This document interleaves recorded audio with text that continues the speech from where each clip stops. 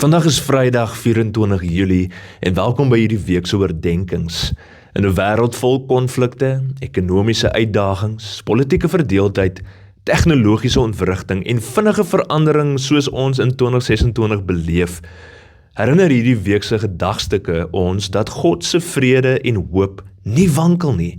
Hy bly ons vaste anker. Vandag staan ons stil by die teksgedeelte van Jesaja 46 vers 4, wat die volgende sê: ook tot in julle ouderdom is ek die Here. Tot in julle gasvryheid sal ek julle dra. Ek het julle gemaak en ek sal julle vashou, julle dra en julle red. Jy sien, God spreek hier direk tot sy volk Israel in ballingskap. In 'n tyd van groot onsekerheid en verandering.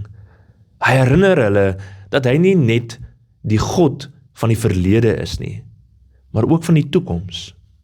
In 'n vinnige veranderende wêreld waarin ons onsself bevind in 2026, waar tegnologie, ekonomie en samelewing vinnig transformeer, voel baie mense onseker oor die toekoms, veral ouer persone, of die wat deur lewensveranderinge gaan.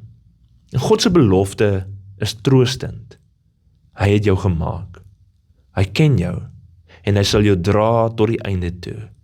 Jy is nie 'n las nie. Jy is sy kind wat hy vashou en niks kan jou uit sy hand uitruk nie.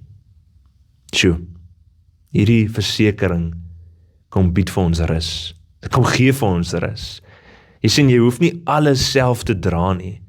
In siekte, finansiële druk of emosionele uitdagings is God daar om ons te ondersteun. So kyk terug na jou lewe en sien sy getrouheid. Dit bou vertroue vir wat voorlê.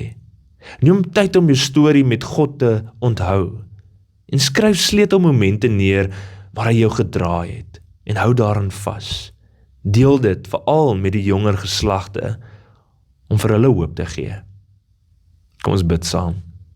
Getroue Vader, dankie dat U ons dra deur elke seisoen van die lewe. Hou ons vas in U hande, te midde van verandering en onsekerheid. Amen.